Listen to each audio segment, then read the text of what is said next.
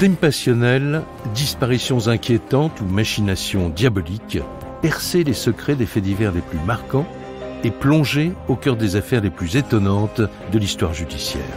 La découverte de la vérité ne tient parfois qu'à un fil. Bienvenue dans Chroniques criminelles.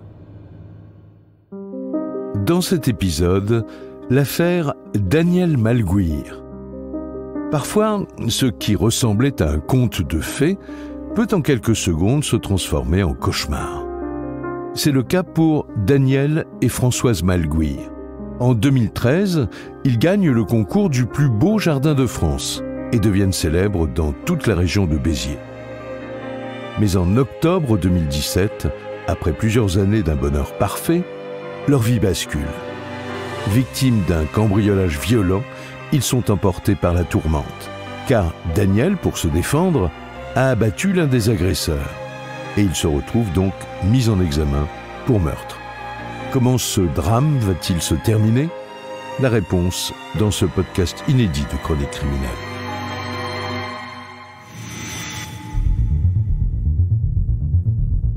Servion, un petit village au nord de Béziers, dans l'Hérault.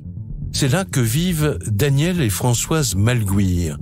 Ils sont les riches propriétaires d'un domaine de 4 hectares avec un jardin à couper le souffle, orné de sculptures, de bassins et d'une végétation luxuriante.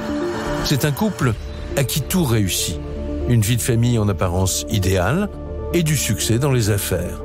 Et maintenant, à 60 ans, ils profitent de la vie paisiblement dans leur jolie propriété coupée du monde.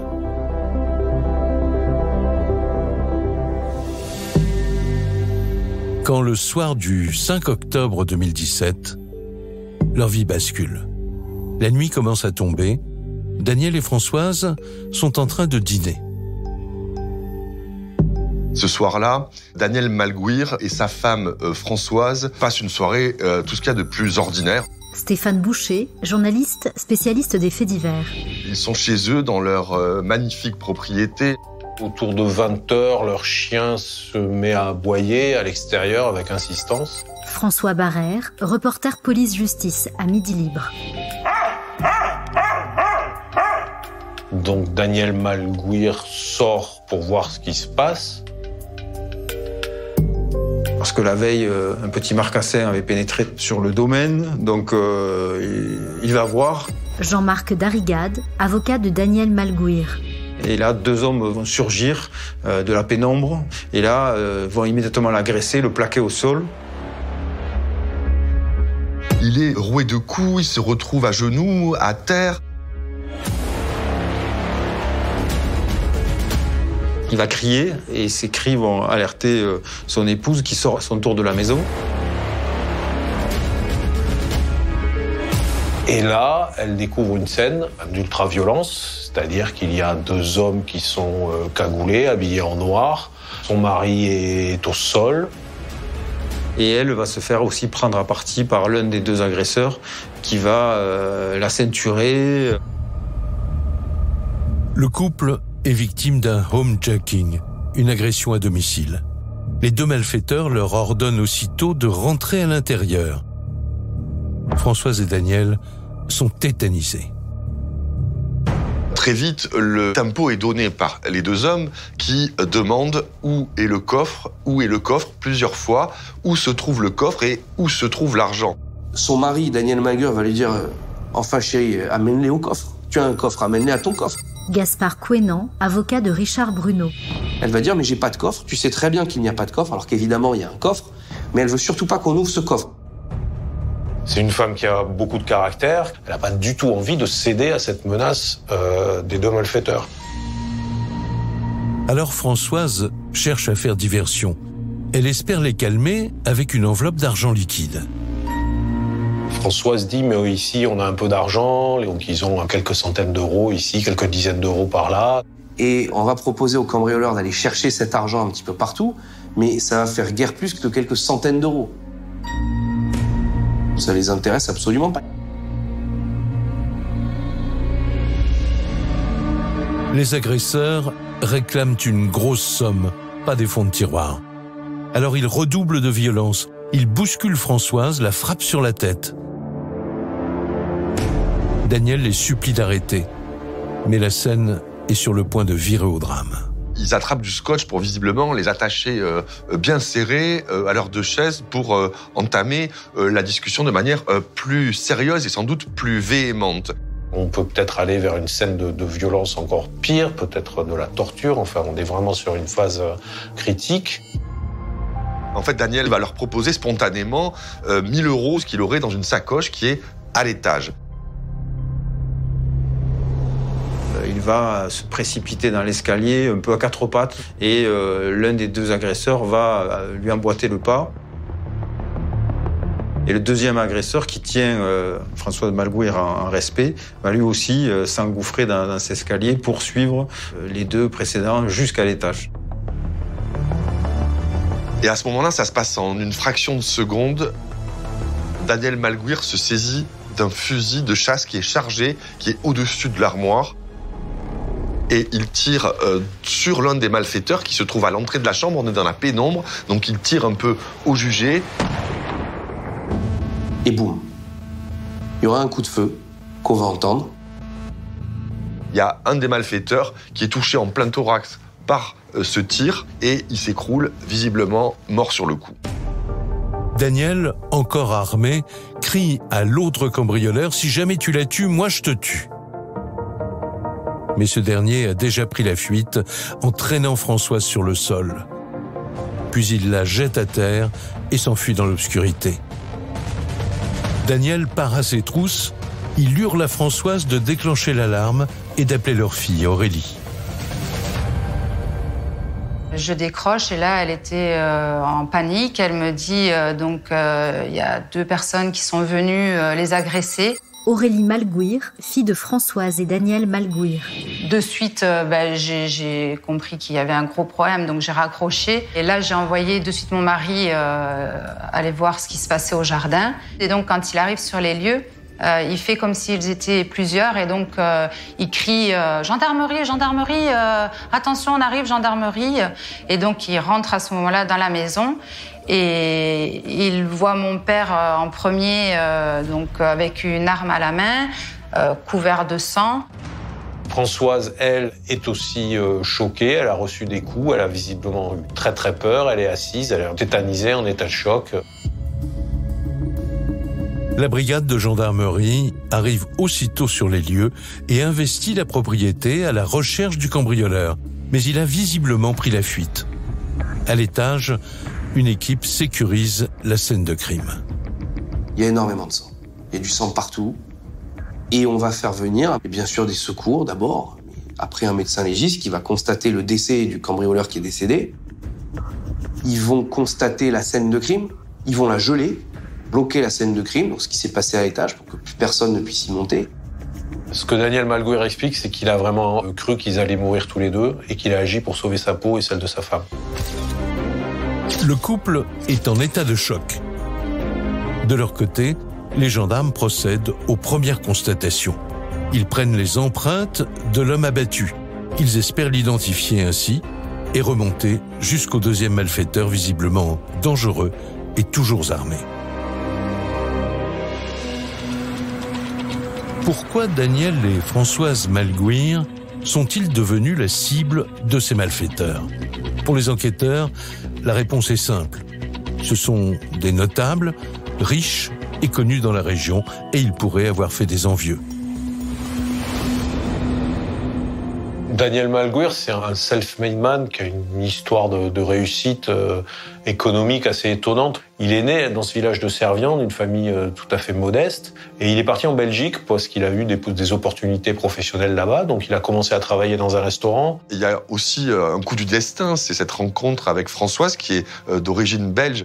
Il y a un coup de foudre entre eux et ensemble ils vont monter une société qui fabrique des meubles. Stéphane Boucher, journaliste spécialiste des faits divers. Et comme c'est quelqu'un qui a un petit peu de l'or entre les mains, il va réussir à en faire une affaire florissante qu'ils vont faire fructifier à deux. Au bout d'une dizaine d'années, en fait, il estime qu'il peut pratiquement prendre sa retraite. François Barrère, reporter police-justice à Midi Libre. Et qu'il peut réaliser son rêve. Son rêve, c'est de retourner dans son village et d'habiter dans ce lieu un peu magique où il aimait jouer quand il était enfant. Le couple a tout pour être heureux. Daniel et Françoise sont mariés.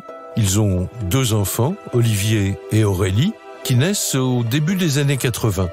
Et leurs affaires se portent à merveille. Mais Daniel s'accroche à son rêve d'enfant et pour l'exaucer, il embarque toute sa petite famille dans l'aventure. Quand on arrivait, c'était un dépotoir. Donc, quand il disait à ma mère, écoute, un jour, moi, j'aimerais vivre sur ces carrières, ma mère, elle le regardait en se disant, mais c'est pas possible, on pourra jamais vivre ici. Et donc, quand ces carrières ont été à vendre, eh bien, il les a achetées. Et on est arrivé sur ce tas de terre. Et donc, au départ, on a vécu dans une caravane pendant 6 ans. Ils vont vivre un peu comme des nomades dans cette caravane posée au milieu d'une carrière. Jean-Marc Darrigade, avocat de Daniel Malguir. Et ils vont petit à petit transformer ce qui était un désert en un petit paradis de verdure. Il y a 1001 plantes, il y a des points d'eau. Gaspard Quénan, avocat de Richard Bruno. Un jardin luxuriant avec des bassins, avec des fontaines. Ça a donné un aspect absolument magnifique. C'est vrai qu'à ce moment-là, on se régalait d'être dehors et de jardiner. Et on travaillait en famille et on prenait plaisir à voir cette carrière qui était un dépotoir, le voir se transformer en ce magnifique jardin qu'il est aujourd'hui. Un havre de paix pour cette famille unie à ce moment-là. Daniel et Françoise ont réussi leur pari fou et ils décident de transformer leur écrin de verdure en business familial. Les Jardins Saint-Adrien ouvrent leurs portes au public en 2003. Ils organisent des événements festifs. Il y a des soirées à thème, des soirées équestres, ce genre de choses. Et donc, en quelques années, ils font de leur petit jardin une attraction touristique de premier plan dans cette région de France. Parents et enfants travaillent au jardin et de nombreux proches participent aussi. Notamment un ami, Richard Liop. Il tient des écuries dans la région et il anime des spectacles équestres. Avec le couple Malguir, ils aiment se produire sur scène et multiplient les galas. Le jardin est en plein essor et il va connaître un succès inattendu qui va le propulser vers les sommets. En 2013, on reçoit un coup de téléphone et on nous demande de participer au jardin préféré des Français, l'émission de Stéphane Bern. C'est un concours des plus beaux jardins en France. Et le jardin des Malguir est sélectionné pour participer à cette aventure. Ce soir, avec le jardin préféré des Français, nous vous proposons une visite des 22 plus beaux jardins sélectionnés dans chacune de nos régions de France métropolitaine. Et ça prouve qu'avec de la volonté, beaucoup de passion... De l'amour ? Et de l'amour, bien sûr. On peut réaliser tous les rêves du monde. En 2013, c'est la consécration pour les Malguir. Leur jardin est décrété jardin préféré des Français. Bonjour, félicitations. Donc voilà, le jardin de Saint-Adrien a donc été élu par les Français. Écoutez, c'est inespéré, on est très très émus, c'est fou et voir tous nos amis. Ça mérite des applaudissements, non? Bravo. Félicitations. Bon, là, c'est l'explosion de joie, c'était du bonheur. Après tant d'années travailler dans le jardin. Aurélie Malguir, fille de Françoise et Daniel Malguir. C'était vraiment une récompense énorme d'avoir gagné ce grand prix. Cette victoire, c'est l'aboutissement d'un rêve. C'est pourtant ce jardin d'Éden qui deviendra le théâtre d'un terrible drame. La famille Malguir va se retrouver au cœur d'une intrigue aux multiples rebondissements.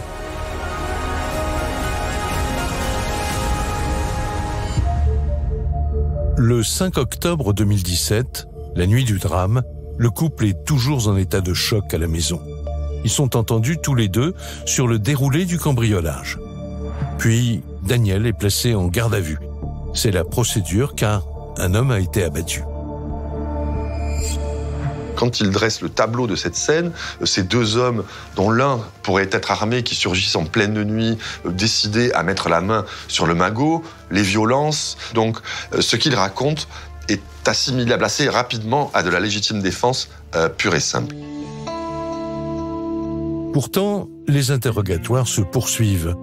Les enquêteurs veulent connaître tous les détails de la scène de crime. Mais le placement en garde à vue de Daniel commence à faire réagir dans la région. Le jardin étant connu et la presse a très vite parlé de cette affaire. Et donc, il y a eu un soutien qui s'est fait sur les réseaux sociaux, qui va récolter très vite beaucoup de signatures. Je pense qu'on est à 200 000 signatures. Virginie, la nièce de Daniel, fait partie de ses soutiens depuis le premier jour. Elle se rappelle l'élan de solidarité dans la région. Les gens se sont un peu révoltés et se sont réunis dans cette pétition. Virginie, nièce de Françoise et Daniel Malguir. Et les gens ne comprennent pas que ce soit justement le propriétaire qui soit mis en garde à vue. Et donc, il y a quand même une foule quasiment qui attend Daniel Malguir à sa sortie de la gendarmerie. Il est un petit peu fêté en héros, en fait, le type qui ne s'est pas laissé faire. Lorsque Daniel sort de garde à vue, il tient à livrer sa vérité sur la nuit du drame en faisant réaliser une vidéo où il se met en scène. Interview Daniel. Je vais vous montrer un petit peu comment ça s'est passé, réellement. Et après, vous les Français, vous jugerez. Il a l'idée de s'adresser aux Français et de faire une vidéo pour expliquer pourquoi et comment il a pu en arriver à tuer quelqu'un pour défendre sa vie et la vie de sa famille. Et tout d'un coup, il y a deux énormes types qui sortent de part et d'autre, en tenue militaire, et cagoulés complètement, gantés, et avec des revolvers. Ils me plaquent au sol, ici, et commencent à me taper de tous les côtés pendant peut-être 1 minute.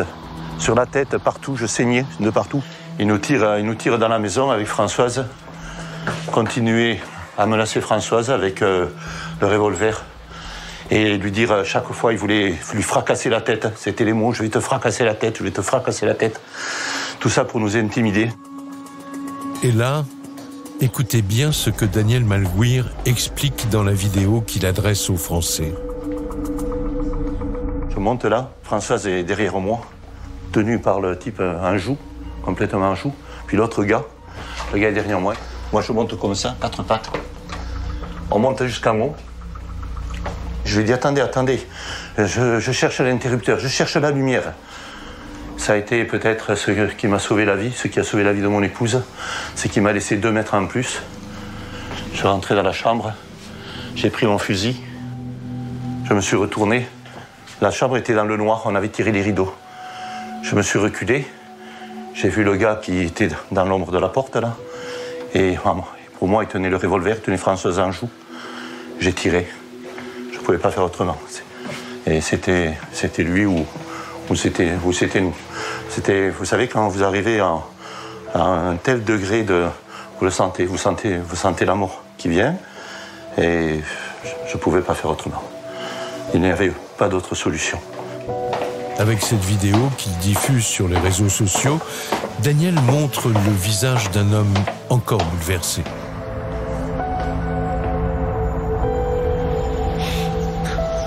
Oh putain, quelle merde.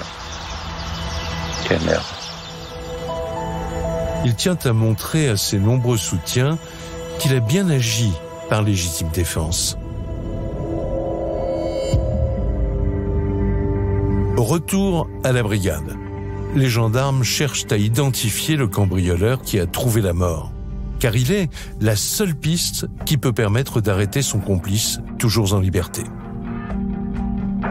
Les enquêteurs vont faire un relevé d'empreintes, un relevé ADN. Gaspard Quénan, avocat de Richard Bruno. Et très vite, on va savoir qui est ce monsieur, puisqu'il était déjà connu des services de police pour des faits qui n'étaient pas des faits graves. L'individu s'appelle David Viers. Il est fiché, mais ce n'est pas une figure du grand banditisme. Au contraire, il a 43 ans et il est un père de famille a priori sans histoire qui vit près de Perpignan. Les gendarmes interrogent sa femme pour tenter d'en savoir plus. Elle tombe du placard, comme on dit, découvrant que son compagnon a été abattu dans de telles circonstances. Stéphane Boucher, journaliste spécialiste des faits divers. Et elle dit très rapidement aux gendarmes qu'elle n'est au courant de rien, que ce jour-là, son compagnon David lui avait dit qu'il irait travailler dans les vignes dans le coin, et en fait, elle ne sait absolument pas ce qui a pu se passer cette nuit-là. En revanche, elle affirme que le couple a des dettes, et son mari avait pris l'habitude, dit-elle, de jouer au poker pour tenter de leur sauver la mise. Alors, aurait-il fait le coup avec un complice de jeu? Les enquêteurs vont s'intéresser à ce milieu.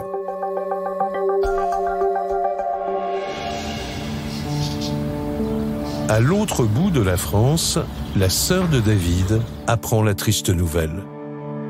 Pour la première fois, Cindy a accepté de témoigner, car elle souhaite évoquer la mémoire de son frère.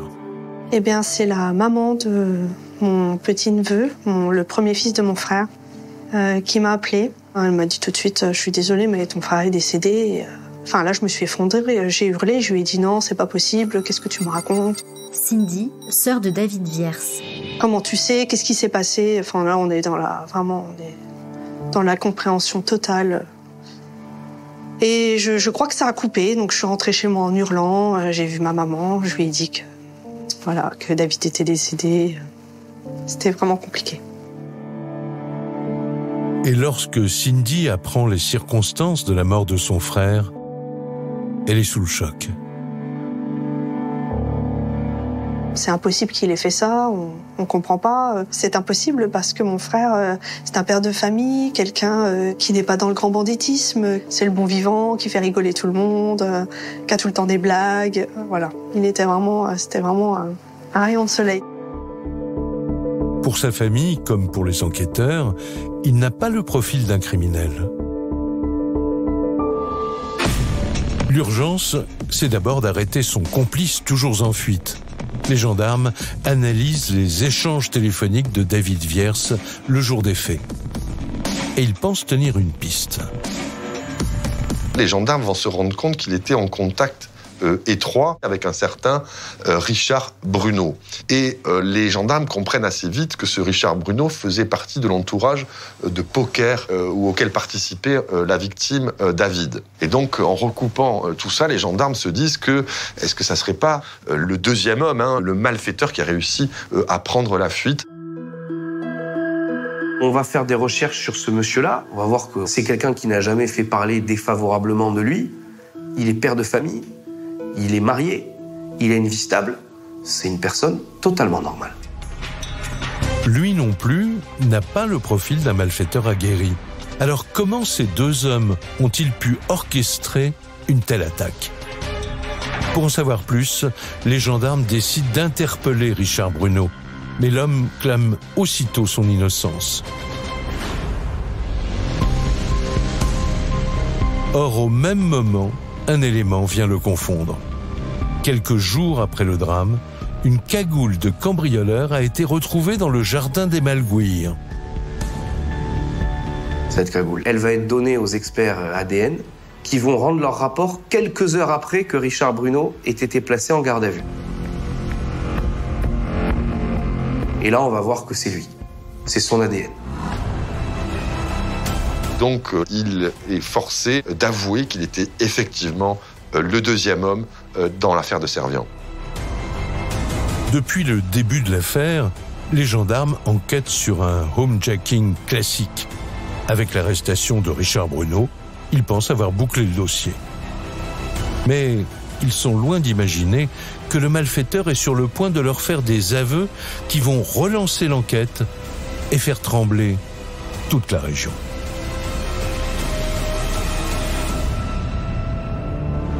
Toute l'histoire bascule. Parce que Richard Bruno explique qu'il n'est pas venu là au hasard. François Barrère, reporter police-justice à Midi Libre. Avec son complice, mais que tout ça était le résultat d'un coup soigneusement organisé, non pas par des malfaiteurs, mais par le propriétaire lui-même. Richard Bruno accuse Daniel Malguir d'être à l'origine du coup. C'est une révélation fracassante. Mais il précise qu'il ne le connaît pas. C'est son complice, David Viers, qui aurait servi d'intermédiaire. Et cela devait être un coup facile, dit-il, payer 100 000 € chacun. Les gendarmes sont stupéfaits et ils veulent maintenant vérifier ces dires car l'accusation est grave. Il va donner des informations d'ordre personnel, intime, sur le couple qui était visé. Jean-Marc Darrigade, avocat de Daniel Malguir. Puisqu'il explique que le propriétaire du jardin avait une maîtresse brésilienne, qu'il comptait partir avec elle.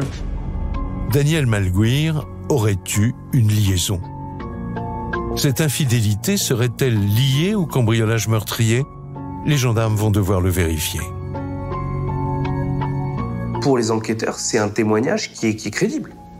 Il y a deux choses qui vont attirer son attention et qui vont lui faire dire que, dans tous les cas, le propriétaire était complice.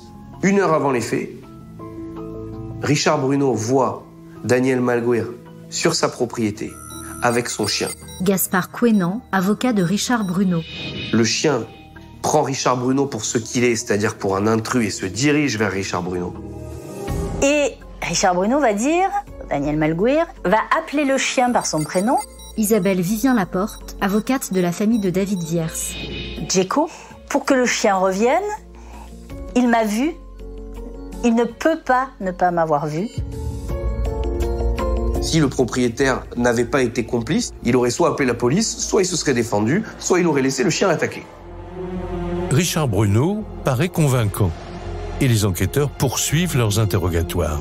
Ils veulent savoir comment s'est joué le drame à l'étage. Il va expliquer que Françoise, elle a plus ou moins trébuché dans l'escalier, qu'il a essayé de la retenir et que, en conséquence, ils ne sont pas montés à l'étage. Il est resté en bas avec elle, au rez-de-chaussée. Donc les déclarations de Richard Bruno mettent à mal la théorie de la légitime défense avancée par Daniel. Les enquêteurs doivent maintenant recouper les informations. Et cela fait justement écho aux déclarations de Françoise lorsqu'elle a été entendue la nuit du drame. Elle n'avait pas raconté la même version que Daniel. Mais aujourd'hui, leurs divergences mettent la puce à l'oreille aux gendarmes. Les petites différences, c'est par exemple que Daniel dit qu'au moment où il a tiré, l'un des malfaiteurs était derrière le premier en ayant l'arme sur la tempe de Françoise.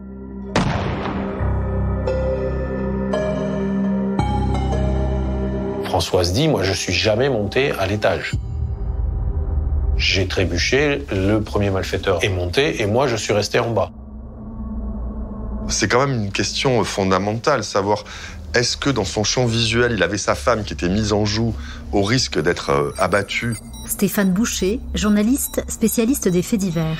Ou au contraire, est-ce qu'elle était hors de portée, ce qui remettrait du coup en cause la thèse de la légitime défense ? Et là, c'est un basculement incroyable dans l'enquête, parce que le personnage du héros, le sauveur, là, ça vole en éclats. Les versions de Françoise et de Richard Bruno correspondent. Il ne serait jamais monté à l'étage, contrairement à ce que Daniel prétend. Et Françoise se souvient aussi de propos qui l'avaient étonné pendant l'agression. Elle ne comprend pas pourquoi son mari a mis les cambrioleurs sur la piste de son coffre-fort, parce qu'il y a bien un coffre-fort.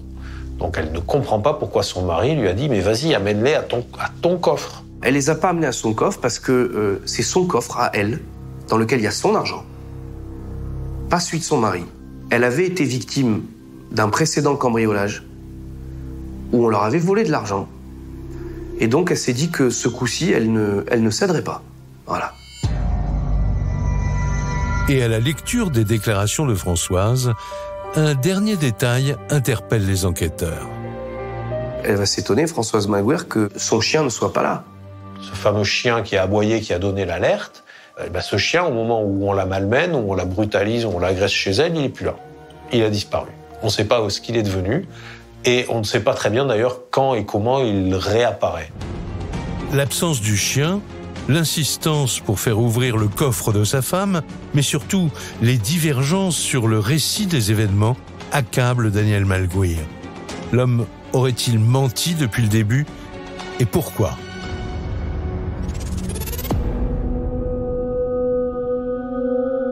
Alors, de nouveau, les gendarmes viennent interpeller Daniel. Mais dans la plus grande discrétion, car ils veulent d'abord recouper les informations livrées par Richard Bruno. Dès qu'il est placé en garde à vue, Daniel Malgouir, il dit « Mais pourquoi je suis là? Moi, je suis la victime. » Donc, petit à petit, les enquêteurs vont le mettre en face des éléments donnés par Richard Bruno, qui est à ce stade-là son principal accusateur. Et on le questionne aussi sur le nom de son chien. Et il dit Jenko, c'est le nom qu'il y a précisément dans les déclarations de Richard Bruno. Et donc, ce qui conforterait l'hypothèse selon laquelle ils étaient à quelques mètres l'un de l'autre avant l'agression à domicile. Pour les enquêteurs, cela signifie que si le propriétaire a rappelé son chien à ce moment-là, il devait être au courant de l'attaque à venir. Mais pourquoi Daniel aurait-il manigancé ce coup? Les gendarmes l'interrogent sur sa vie de couple. Le cambrioleur a-t-il dit vrai en parlant d'une maîtresse brésilienne? Il va reconnaître assez rapidement qu'il est tombé amoureux, qu'il s'était pris d'une de ses employées au jardin, qui s'appelle Yolanda. Daniel confirme sa liaison. C'est une information capitale pour les enquêteurs, car de nouveau, les accusations de Richard Bruno sont validées. À un détail près cependant, car Daniel insiste sur un point à propos de sa maîtresse. Et il va préciser qu'elle est colombienne, ce qui ne correspond pas aux éléments qu'ont déjà les gendarmes à ce moment-là, disant que la maîtresse serait brésilienne. Pour l'instant, cette précision sur la nationalité de Yolanda paraît anecdotique.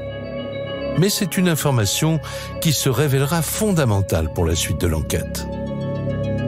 Les gendarmes continuent leur interrogatoire pour en savoir plus sur l'importance de cette liaison. Et Daniel se justifie. 5 mois avant le cambriolage, Françoise a subi un grave accident de cheval. Son épouse est tombée dans le coma et selon lui, elle serait devenue ensuite invivable.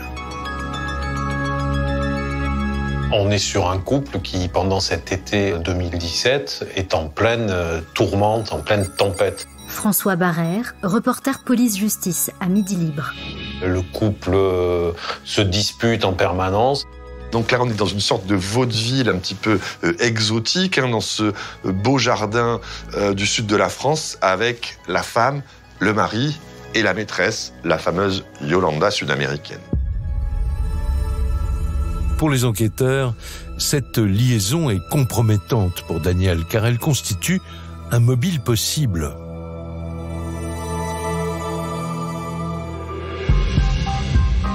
Alors, ils poussent leurs investigations et ils découvrent un couple au bord du divorce juste avant le cambriolage. Interrogée dans l'émission 7 et 8, en novembre 2021, Françoise révèle qu'elle était anéantie. J'ai un accident et pendant que je suis dans le coma pendant 12 jours, 4 mois et demi avant le cambriolage, eh bien, ma vie tourne sans que je le sache puisque mon mari tombe amoureux de la personne qui travaillait au jardin, qui faisait les visites commentées avec les visiteurs et qui travaillait et qui était payée par nous. J'étais, entre parenthèses, quelque part un peu sa patronne. Eh bien, c'est la maîtresse de mon mari. Et il m'a demandé qu'on divorce, donc on devait divorcer après mon accident, oui. On devait divorcer pour qu'il vive avec elle. Voilà. Dans la perspective de ce divorce, le couple avait fait une séparation de biens. Chacun avait repris ses économies. Pour les enquêteurs, une hypothèse commence alors à prendre forme. Quand les enquêteurs mettent tout bout à bout, ils se demandent très clairement si Daniel Malgouir n'a pas organisé tout ça de A à Z dans un seul but, c'est-à-dire spolier sa femme de ses biens dans la perspective du divorce qui s'annonçait assez difficile pour lui, et donc pouvoir commencer une nouvelle vie avec Yolanda, sa maîtresse. On découvre un homme qui aurait fomenté un crime contre sa propre épouse. Donc là, c'est plus du tout la même affaire. Pour les gendarmes, l'argent est visiblement au cœur de l'affaire. Et l'insistance de Daniel pour faire ouvrir le coffre de sa femme leur paraît de plus en plus suspecte. Ils décident donc de perquisitionner la propriété à la recherche des économies qu'ils ont soigneusement gardées chacun de leur côté. Poussé dans ses derniers retranchements, Daniel finit par indiquer où se trouve sa cachette. Et là, surprise. Daniel Malguir va reconnaître devant les enquêteurs qu'il a effectivement planqué de l'argent dans le jardin. Stéphane Boucher, journaliste spécialiste des faits divers. Ils vont découvrir, un petit peu comme dans un film, des bocaux à confiture entièrement remplis de billets de banque. On en déterre plusieurs et en faisant le décompte de ce magot, on se rend compte qu'il y a quasiment 100 000 euros. Des liasses de billets, des billets de 50 euros, des billets de 20 euros qui sont enfoncés dans des bocaux ménagers, comme on en a tous dans la cuisine, et qui sont enterrés dans un coin du jardin. C'est un petit peu surréaliste, ces bocaux qui débordent de billets de banque. Ils vont légitimement demander à Daniel Malguir, mais pourquoi est-ce que vous n'avez pas dit aux cambrioleurs que vous aviez de l'argent? Pourquoi est-ce que vous ne les avez pas amenés à ces bocaux? Prenez l'argent, partez et laissez-nous en paix. Daniel s'explique. Les 100 000 euros étaient enterrés à l'autre bout du jardin. Il a eu peur de risquer sa vie en restant seul avec les malfaiteurs. Alors, la fouille se poursuit à la recherche du fameux coffre. Et il est retrouvé dans le cabanon de jardin. Mais, surprise, l'argent tant convoité par les cambrioleurs n'est pas là. Françoise explique qu'elle a confié secrètement ses économies à son fils. Elle parle de 100 000 euros qu'elle aurait mis à l'abri dans la perspective du divorce. Et son mari ignorait que le coffre-fort était vide. À l'issue de la perquisition, les enquêteurs ont acquis une conviction. Pour eux, seul Daniel avait un intérêt à organiser ce cambriolage pour voler l'argent de sa femme. Il est mis en examen pour meurtre et tentative de vol en bande organisée. L'annonce de son arrestation provoque un séisme au sein de la famille. Ma mère m'appelle et me dit « Écoute, on a quelque chose à te dire avec ton frère, il faut que tu viennes. » Et donc, quand j'arrive, je les trouve tous les deux, tranquillement assis au canapé. Aurélie Malguir, fille de Françoise et Daniel Malguir. Et donc, à ce moment-là, c'est dur.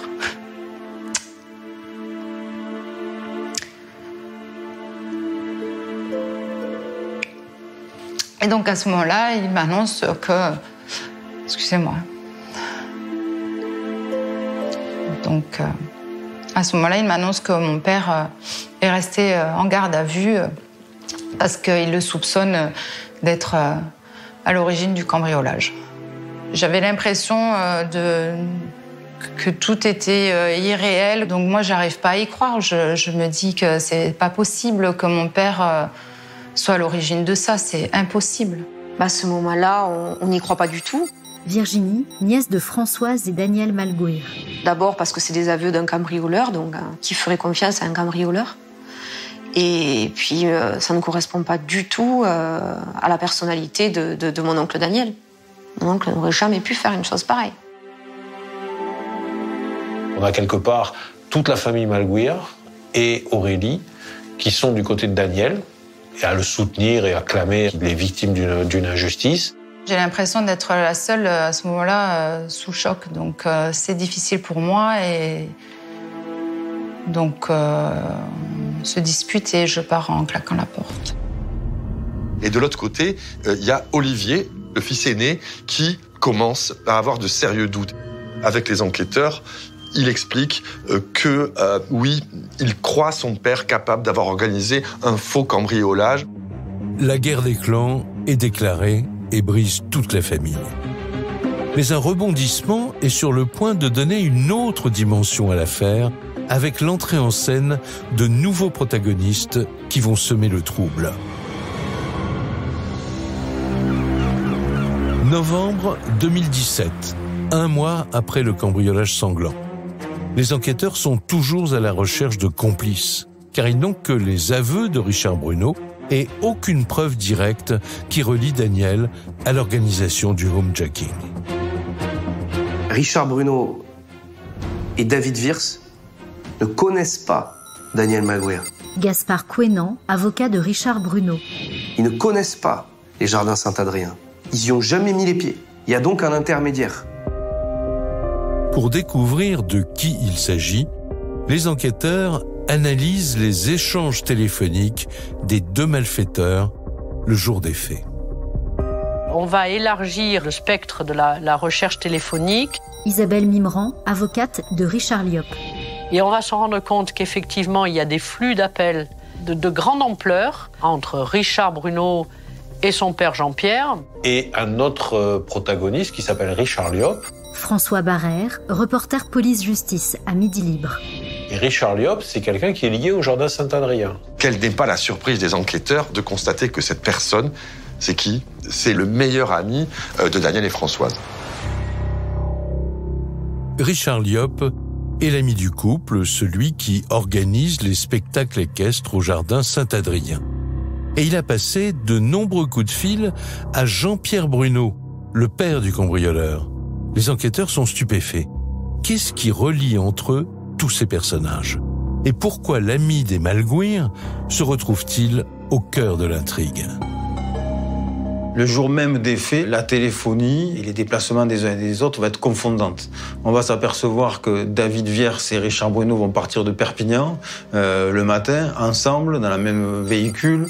Jean-Marc Darrigade, avocat de Daniel Malguir. Vont quitter l'autoroute à hauteur de Roubaix et vont se rendre immédiatement dans le village d'Aigues-Vives où les téléphones de Jean-Pierre Bruno et Richard Liop vont également se retrouver, qui attestent l'idée que les quatre hommes ont mangé ensemble ce jour-là. Et là, on va comprendre qu'il y a des complicités. On va comprendre que tout ce petit monde est lié et que ces quatre-là, Wirtz, Bruno fils, Bruno père et Liop, ont participé. Ça fait clairement penser à un déjeuner préparatoire, à presque une réunion de travail avant de passer à l'action. Pour les enquêteurs, c'est la preuve de leur implication à tous les quatre. Mais pourquoi Richard Liop et Jean-Pierre Bruno seraient-ils mêlés au cambriolage? Les gendarmes se penchent sur ces deux nouveaux protagonistes. Jean-Pierre Bruno connaît à peine les Malguir. Mais Richard Liop est un intime. Alors il se focalise sur ce personnage très intriguant. Richard Liop, c'est un personnage aux multiples facettes, on va dire. C'est un cavalier, un dresseur de chevaux qui fait des spectacles équestres et qui un jour va être amené à faire un spectacle équestre au jardin de Servia.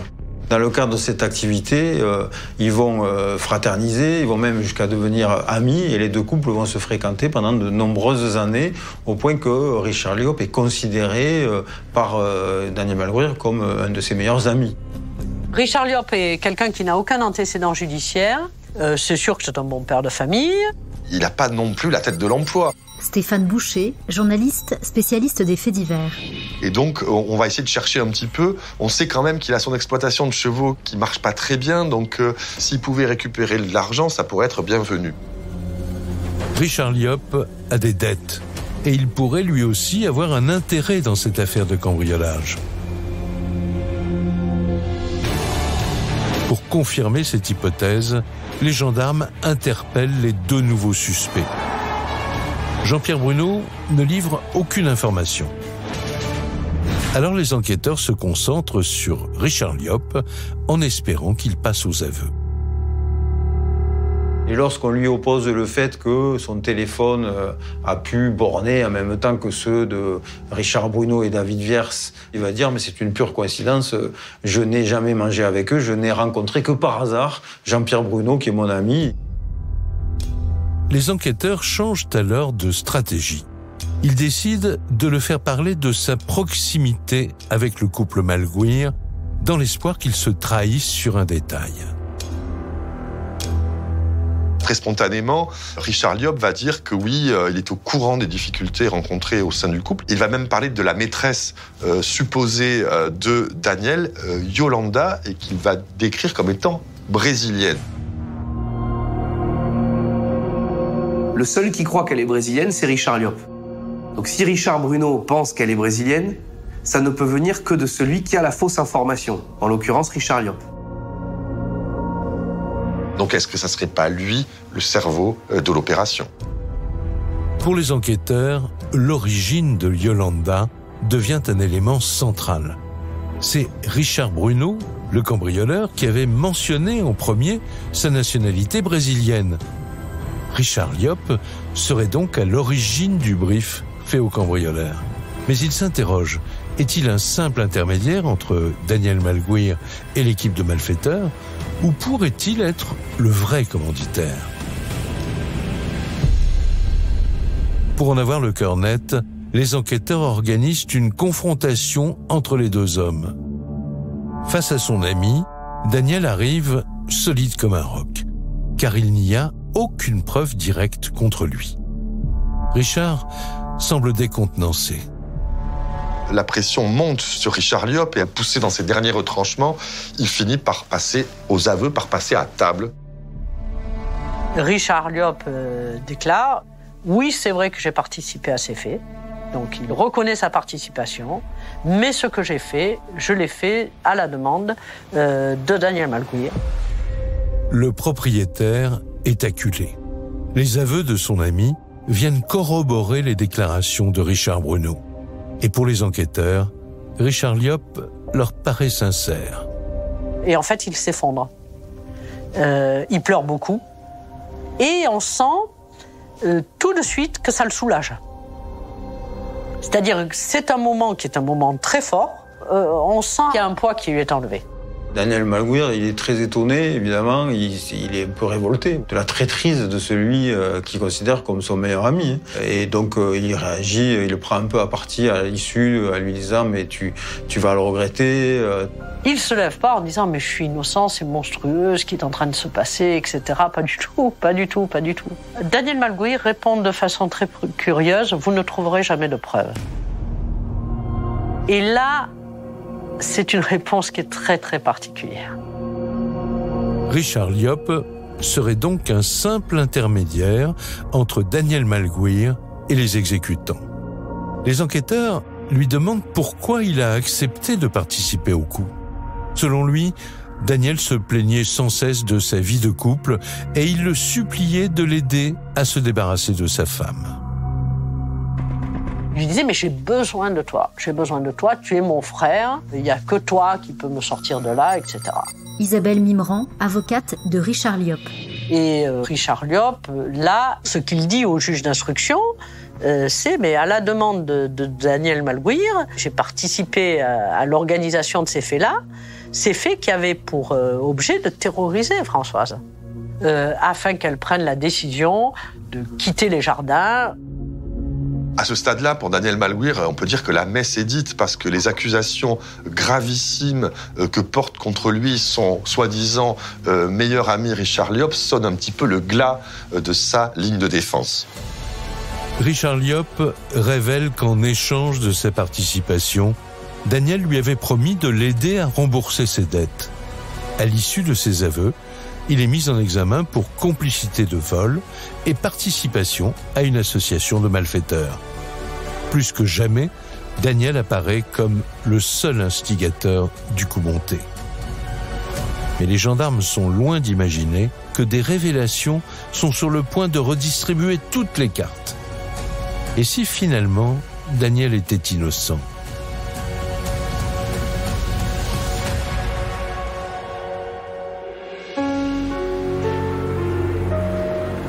Avril 2018, 6 mois après le homejacking. Tous les acteurs du dossier sont en prison. Mais la police judiciaire de Nîmes, qui enquête dans le milieu du grand banditisme, alerte les gendarmes.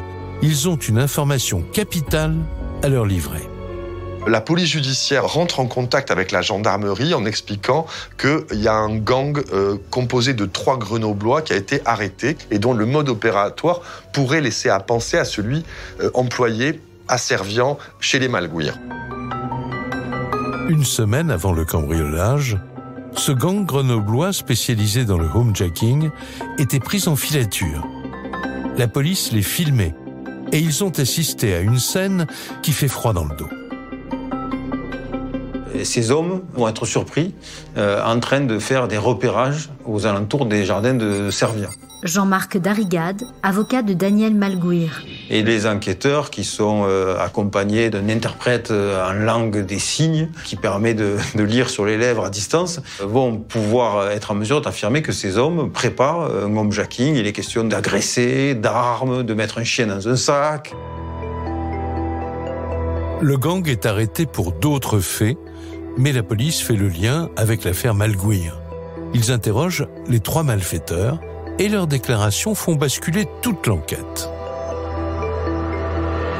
Ils vont dire, on a été effectivement mis sur ce coup-là par un homme qui s'appelle Richard Liop et qui nous a demandé d'agir vite parce que le mari, qui était un ami à lui, avait une maîtresse brésilienne et qu'il allait partir avec toutes ses économies à la fin de la saison, qui était proche, et partir à l'étranger pour vivre avec elle.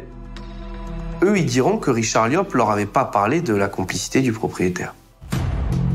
Pour les gendarmes, c'est une révélation fracassante qui pourrait changer la donne. Richard Liop se retrouve de nouveau au centre de l'affaire. D'après les malfaiteurs, il serait même le seul instigateur. Mais l'homme ne leur inspirait pas confiance, alors ils ont refusé la mission. Ils refusent parce qu'ils le sentent pas. Ils refusent parce qu'ils sentent pas ça clair. Gaspard Quénan, avocat de Richard Bruno. Ils pensent qu'il y a un truc, il y a quelque chose qui cloche, il y a quelque chose qui va pas, qui est bizarre en tout cas. Ils se disent, cet homme-là, s'il est capable de trahir ses amis, il n'hésitera pas à nous trahir à nous si un jour il est placé en garde à vue. Les enquêteurs sont perplexes. Ils ne comprennent pas pourquoi Richard Liop n'a pas tenté de rassurer l'équipe de Grenoblois en leur précisant que le propriétaire était à l'origine du coup. Il suffisait de leur dire que c'était un coup monté très facile pour leur faire accepter la mission. Ça jette un doute sur la complicité réelle du propriétaire. Avec ce nouveau rebondissement, la donne change. 2 hypothèses sont possibles. Daniel Malguir et Richard Liop peuvent être l'un comme l'autre à l'origine du coup. Alors, qui est le vrai commanditaire ?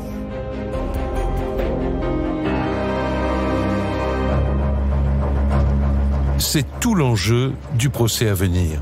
La Cour arrivera-t-elle à démêler le vrai du faux ? Daniel Malguir est jugé pour meurtre et pour l'organisation de son propre cambriolage. Richard Liop et Richard Bruno sont quant à eux renvoyés aux assises pour complicité de vol en bande organisée. Il y a tous les ingrédients. Il y a le propriétaire star de la télévision. Il y a son meilleur ami qui cherche peut-être à lui prendre son argent. Et on arrive avec une affaire qui est tentaculaire, qui est passionnante. Ça devient presque une fiction. Tout le monde veut voir les protagonistes, donc il y a une énorme pression autour de ce procès. 4 ans après le cambriolage sanglant au jardin Saint-Adrien, le procès tant attendu s'ouvre le 29 novembre 2021 à la cour d'assises de Montpellier. Toute la presse est au rendez-vous. Mais seuls 3 des accusés sont présents. Jean-Pierre Bruno ne sera pas jugé pour raison de santé. Richard Liop et Richard Bruno comparaissent libres. Daniel Malguir, qui clame son innocence, est en prison depuis presque 4 ans. Une injustice pour les proches qui le soutiennent. Lui est le seul à arriver avec les menottes et se retrouver dans le box. Aurélie Malguir, fille de Françoise et Daniel Malguir. Donc, moi, je suis sa fille. C'est très difficile d'avoir cette vision. J'ai l'impression, en fait, que le fait qu'il soit dans ce box, il est déjà condamné. Daniel se présente seul contre tous. Face à lui, Françoise, sa femme, la famille de David Viers, Richard Bruno et Richard Liop qui l'accusent d'être le commanditaire. Mais il maintient sa position. Il a agi par légitime défense. Et dès l'ouverture des débats, l'avocat de la défense attaque très fort. Il plaide l'acquittement et il va encore plus loin. Daniel, dit-il, est la victime d'un complot dirigé contre lui par Richard Liop. C'est là que le dossier devient vraiment intéressant. Parce qu'en fait, il y a 2 versions qui se tiennent, l'une comme l'autre. La première, c'est la version de Daniel Malguir. C'est qu'il a été doublé par son ami Richard Liop, qui était complètement fauché et jaloux de sa richesse. Il est criblé de dettes, il emprunte de l'argent à droite à gauche. François Barrère, reporter police-justice à Midi Libre. Il a des besoins auxquels il ne peut pas faire face, donc il a un vrai mobile financier potentiel. Et la connaissance qu'il avait de la crise du couple et du fait que dans ce couple-là, beaucoup d'argent existait. Et donc ça lui donne un mobile parfait pour organiser son jacking. Pour moi, c'est Richard Liop qui est derrière tout ça, c'est sûr. Il s'est nourri de tous les confidences, que ce soit de mon père, de ma mère, de mon frère. Il avait cette confiance avec les uns et les autres. Mais pour l'avocate de Richard Liop, le mobile financier ne tient pas. Entre le fait d'avoir besoin d'argent et le fait d'être l'organisateur d'un homejacking, il y a de la marge. Isabelle Mimran, avocate de Richard Liop. Or, Richard Liop a toujours dit que lui, c'était simplement la promesse de Daniel Malguir de l'aider dans le redressement fiscal qui était le sien. Donc, il paraît totalement invraisemblable que pour obtenir 30 000 €, on monte à homejacking. Ça n'a pas de logique, ça n'a pas de sens. Tous les autres avocats attaquent la défense de Daniel Malguir. Il est, selon eux, le seul commanditaire. Et ils en veulent pour preuve ses mensonges à propos de la scène de crime. Il y a eu un moment qui, pour moi, a été assez déterminant dans ce procès. C'est le moment où on a fait visionner la vidéo où il explique à l'attention de tous les Français ce qu'il faut faire pour se défendre quand on est cambriolé comme il l'a été. Gaspard Quénan, avocat de Richard Bruno. Quel intérêt il a à mentir pour dire que tout le monde s'est retrouvé à l'étage et que sa femme était tenue en joue, ce qui est objectivement totalement faux. De plus, aucune arme n'a été retrouvée sous le corps de David Viers. Ce ne serait donc pas de la légitime défense, mais bien un meurtre. Pour les avocats des parties civiles, un autre témoin est au cœur de l'intrigue, le chien. Comment a-t-il bien pu disparaître pendant l'attaque ? On va finir par débattre, à non plus finir, du comportement du chien, savoir qu'est-ce qu'a fait ce chien, où est-ce qu'il était là, est-ce qu'il n'était pas là, quand est-ce qu'il disparaît, quand est-ce qu'il réapparaît. Et donc on en vient à ce que ce chien devienne presque le témoin impossible de toute cette affaire. Tous les témoins qui sont venus à la barre de la cour d'assises ont dit que c'était un chien agressif, ingérable, qui n'obéissait qu'à ses maîtres et qui n'aurait pas hésité à sauter ou à mordre sur la moindre personne extérieure à la maison, qui n'aurait fait ne serait-ce que pénétrer dans l'enceinte des jardins. Le seul qui aurait pu contenir le chien, Stéphane Boucher, journaliste spécialiste des faits divers. C'était Daniel Malguir, l'homme qui est dans le box des accusés. Alors, le chien pourrait-il faire condamner son maître ? Pour l'accusation, un ensemble d'indices accable Daniel Malguir. Et que penser de son mobile, terroriser sa femme pour refaire sa vie avec sa maîtresse dans son précieux jardin?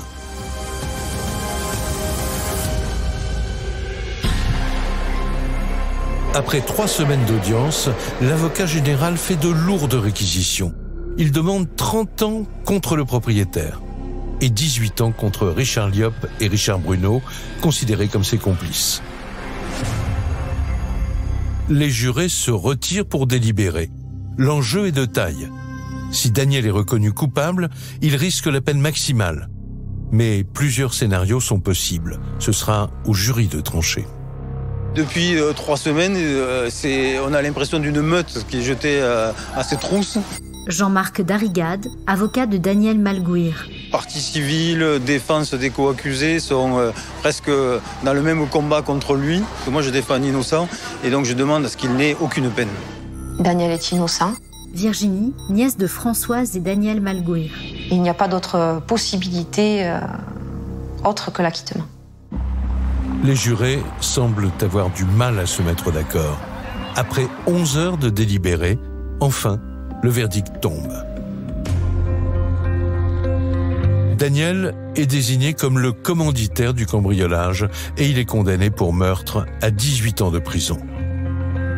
Richard Liop écope d'une peine de 8 ans et Richard Bruno, 7 ans pour complicité de vol en bande organisée.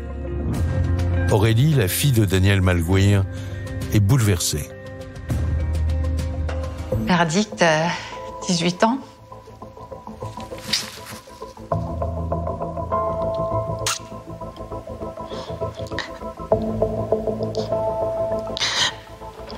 Donc dur. Non, on reste confiant, on a fait appel, on reste confiant. Mais on continue à se battre pour prouver qu'il est innocent. Oui, c'est un choc. Voilà, c'est un choc. Votre mari, vous l'avez depuis 40 ans. Vous ne pensez pas qu'un jour, vous allez traverser ça. Françoise Malguir. Et je ne le souhaite à personne, parce que c'est quelque chose où on ne se remet jamais de ça. Ça a détruit une famille de 4 personnes, c'est-à-dire qu'on a un garçon, une fille, qui maintenant dans leur vie seront marqués pour toujours. Merci beaucoup. Merci. Daniel Malguir a fait appel de la décision. Il est donc toujours présumé innocent. En revanche, Richard Liop et Richard Bruno n'ont pas fait appel. Malgré ce verdict, une partie de la famille Malguir continue de soutenir Daniel. Ses proches sont convaincus qu'il est victime d'une terrible erreur judiciaire. Et ils espèrent bien le prouver lors du prochain procès.